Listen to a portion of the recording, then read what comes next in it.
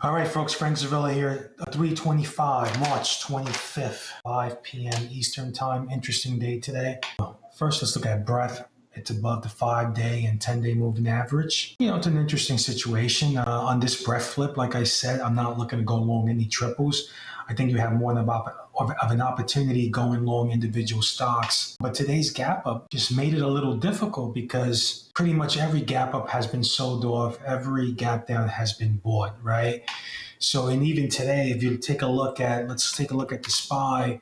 We opened at 658.74 and we closed at 658.82. You take a look at the QQQs, we opened at 589 and closed at 587.82. IWM, we opened at 251.79 and closed up 3 cents to 251.82. Let's see FNGD. Let's look at the composite. Composite opened at 22,006 and closed at 21,929 lower.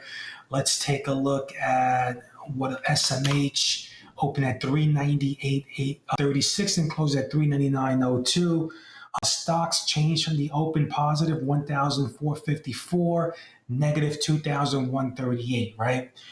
If you take a look at the indices, SPY is still trading underneath the 10-day, 21-day, 200, 50, 63-day. Let's see, are we above the 5-day move? We're above the 5-day moving average.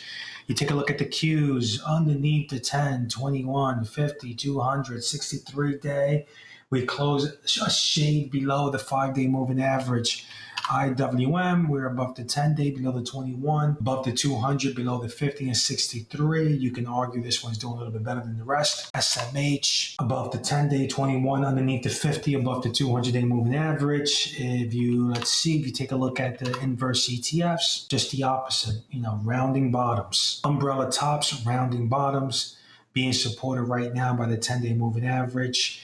QQQ, same thing, rounding top, umbrella top, SQQ, rounding bottom, being supported by the 10-day moving average. What else do we have here? IWM, similar, situation, kind of a little bit weaker as far as the TZA is concerned. Today's watch list, what do we have? We had LWLG on the list, had a big move, up 17%. I did not get involved because of the gap up. Intel was on the move, was on the list. Also through the previous day high, gapped up. The trigger was 44.31, but it opened at 45.92. AMD was also on the list.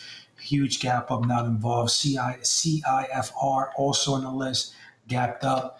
Wolf on the list, opened at 16.75. The trigger was 16.65, but it sold off. NKTR triggered, sold off, and Micron never triggered. So listen, I'm still taking it easy here. It's still a news-driven market. The gap up today made it extremely hard. LWLG was a standout today. I think maybe this thing triggering the first 5 minutes. If you would have put a buy stop order or a buy stop limit order, maybe you would have been hit, but had a nice move, held the gains, and is trading higher in the aftermarkets. Intel was a little bit tougher because of the gap up. AMD, a little bit tougher. Look, the bottom line is this market right now, it's a news-driven market. It's hard to get to put on too much risk. So my main concern here, my only goal here is to keep my drawdown as minimal as possible, play as small as possible until the market gets to a phase that favors what it is that I do, okay? In the gap up this morning, I bought a little SQQ, right, which I had sold off at 75.91. I bought a little SPSX at 39.06, and I bought a little SOX, I believe here, 324 SOX sometime in the morning. I was short a long RKLZ that hit me today, and I was short ASTN via ASTZ via ASTN, and the SpaceX IPO news took the space stocks higher today. So again, I think that you have to play small unless you're seeing the market, in a different way, which is completely fine, right? But for me, this is what I'm doing. I'm playing small, trying to keep my capital, my mental capital intact, so that way when this market finally turns around, I'm ready to take advantage and try to make as much money as possible when that window's open. I'm going to do another video later on, probably tonight, with some ideas of things that I'm watching for tomorrow. So trade them well and be well, and any questions, just hit me on X.